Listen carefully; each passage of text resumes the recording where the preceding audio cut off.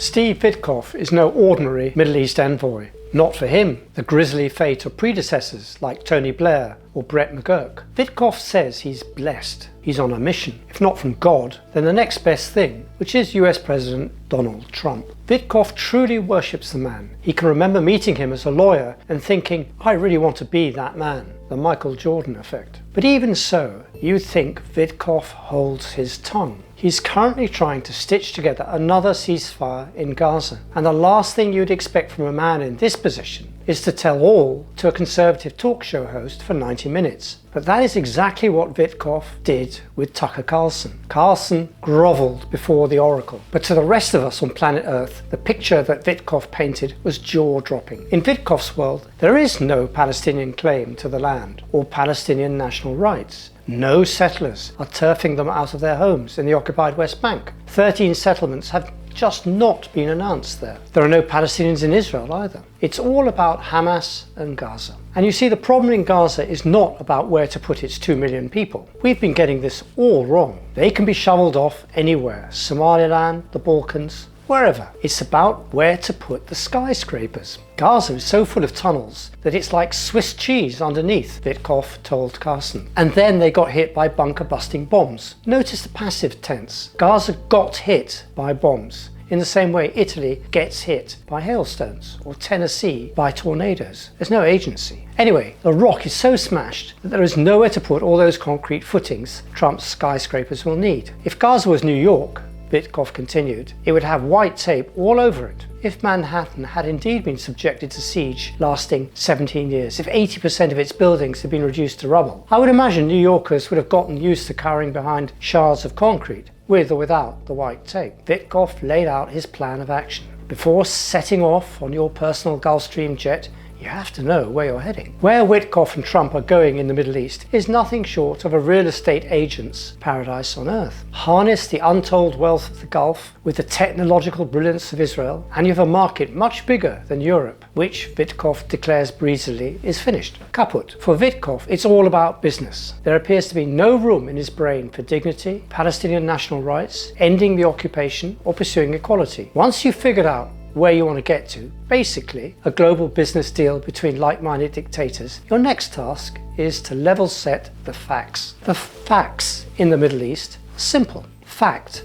It was a spiritual experience for Witkoff to attend one of the demonstrations in Hostage Square. Fact. Israeli Prime Minister Benjamin Netanyahu and his top aide Ron Dermer are well motivated. Fact. The US would not be as effective as it currently is were it not for the fact that Hezbollah and now Hamas have been decapitated and the axis of resistance largely eliminated. These are his words. Fact. Hamas cannot be allowed to stay in Gaza, or if it does, it must demilitarize. Oh, and by the way, Iran's nukes are next. Trump cannot tolerate a North Korea in the Gulf. You get the picture. It would be comic, a spoof even, were Gaza not being shredded by the bombs Trump has just given Israel. 830 Palestinians have been killed since Witkoff allowed Israel to tear up the ceasefire agreement Witkoff himself negotiated and Netanyahu signed up to. Occasionally, Witkoff stumbles across the truth in his ramble through La La Land. Egypt, he blurted out, is extremely weak. It's bankrupt. Youth unemployment is a major issue. 45%, he said. All the good that came out of the recent Lebanese presidential election, Israel's killing of Hezbollah's leader Hassan Nasrallah, and the Hamas leader Yahya Sinwar could be reversed if we lose Egypt, Witkoff said. He's right, but he's not asking himself why Egypt is so weak 12 years on from a military coup for which its military was paid handsomely with billions of dollars of aid from the Gulf.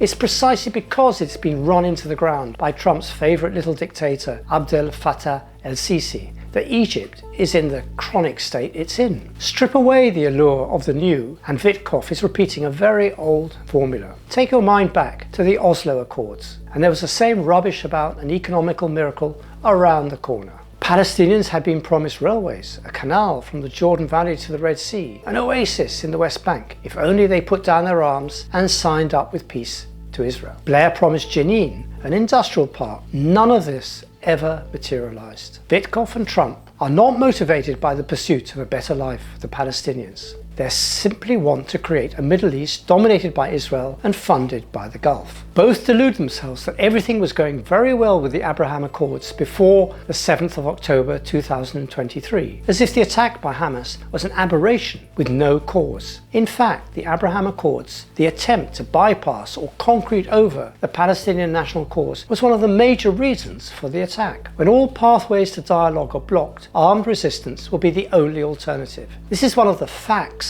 of the conflict that Witkoff would do well to get into his head. Witkoff suggested that Gaza was the only stumbling block and did not mention the occupied West Bank at all. But if the Israeli operation in the West Bank continues, no Arab leader can endorse the Abraham Accords. Each time the Arab peoples have been hit, they have come back. The War of 1948 and the establishment of Israel was a big hit. It took Egypt 4 more years to overthrow the king and establish a republic. In 1997, the then President Anwar Sadat went to Jerusalem to open a new chapter. 4 years later, he was dead. His successor, Hosni Mubarak, was overthrown just 2 years after the 2008 and 9 Israel war on Gaza. This is what Saudi Crown Prince Mohammed bin Salman surely had in mind when he warned the Americans that although he's fine with normalizing with Israel, his people are not. Every attempt in the history of this conflict to declare peace without achieving a just settlement for the Palestinian people has sown the seeds for another chapter of this conflict further down the line. Everything Trump and Netanyahu are doing weakens the hands of their allies in the region, on whom Israel and the US depend. The Gulf states are seen by Trump as cash cows. Saudi Arabia has declared it will invest $1 trillion